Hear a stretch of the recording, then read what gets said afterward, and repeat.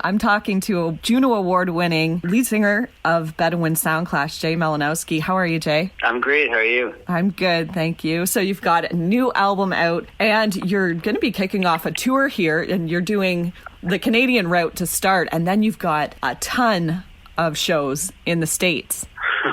Yeah, we do. The new album and the title track, We Will Meet in a Hurricane. How I understand it is you guys didn't set out to make this album right off. Like a lot of things in life, we actually didn't make a decision. It just kind of happened. Yeah, he almost out here, it was during the pandemic, so there wasn't really much to do. We were writing songs anyways, and Piers, our manager, was just like, why don't you guys just get in the studio like once a week every month that he's here. So we in that way, like we just kind of went in there, and instead of it being like albums that we've made in the past where it's like we have 2 or 3 weeks that we're really preparing for and it's a ton of work all at once, this was really like, kind of like slow cooking. It was like low and slow, just so that in the sense that we didn't think we were making an album, it was just very incremental. We'd get 3 songs together, put them in, and by the end of the 6 months we had an album. So I mean, there was some intention, but it wasn't like albums we've made in the past, and I think that was a great thing. So Ian was out here for about 6 months, so in that sense it was a way more casual, and I think that's why it didn't feel like we were making a record.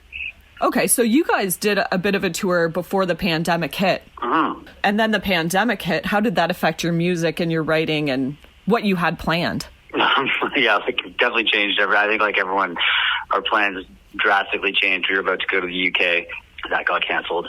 And, like everyone else, we didn't know how long it was going to be. I mean, it was like, I guess this will end in 6 months, or maybe this will end in a year. But in terms of how we approached, I actually think this is the first time, in terms of writing this album, it was the first time where we kind of went back to how we used to write records, which was together. Because as we kind of continued in our career, usually Ian and I were living in different cities and we just send things, over email. But when we first started, when we were 18, we lived across the hallway from each other, and we would just play.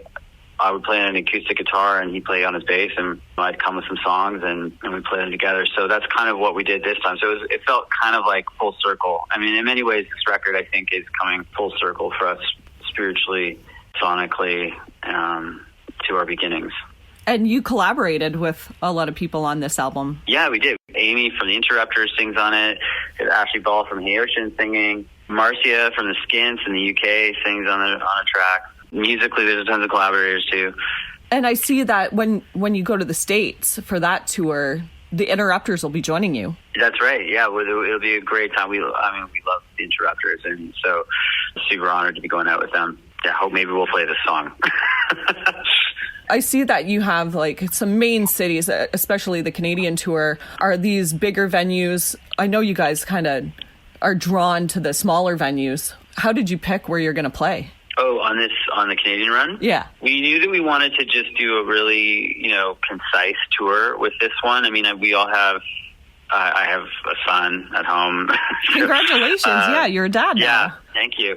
Yeah, I know. It's amazing. And, we want to make these shows really this is actually the most time we put into them. Currently I'm making visual, we're creating a visual show as well as musical. So, we just wanted to make every show really, really count and do it in pieces. So we've gotten some feedback, hey, the prairies aren't on this tour, and neither is the East Coast, which we'll get to later on. Are you planning on going to the UK since you missed out? We are, yeah. Right now we're tentatively scheduled to go there later in the year. So, yeah, we hope so. Okay, so going back to you becoming a new dad, how has that affected your music? It made me relax a lot more, I think, than I used to. I think I was a lot more high-strung.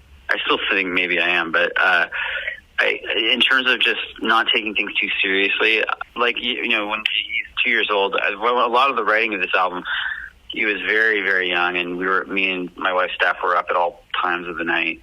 So some of the songs I wrote, I was up at 4 a.m. with him.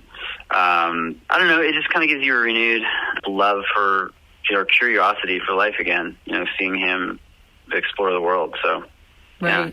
And this album, you produced it with Colin Stewart. Yeah. So have you done work with him before? No, this is our first time working together, and he's amazing. I just saw him a couple of days ago, and he's very talented, and he really nurtured this album. So, can you talk about some of the diverse musical influences and collaborations that has shaped your sound to this point? I've always strove to create something that only maybe I would think of creating.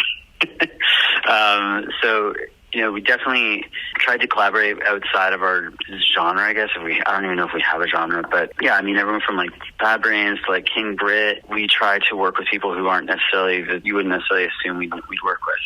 So. Well, I just want to thank you so much, and just for coming up with the song When the Night Feels My Song, because that is on so many people's playlists that when you're not feeling the best or you're stressed, it's a great song to just crank and dance to, and really makes you feel good. And no wonder it was such a huge hit. And I know that when people hear that during this tour, it just brings back memories of that time, but of feeling good too. So thank you so much. Well, no, yeah, I'm happy that it still resonates with people. It's awesome. Well, thank you so much for taking the time with me, Jay. Thank you. And good luck on the tour, because it looks, after the Canadian dates, you are going to be so busy this summer. I know. Yeah. Well, thank you so much. Yeah, thank you. Have a good one.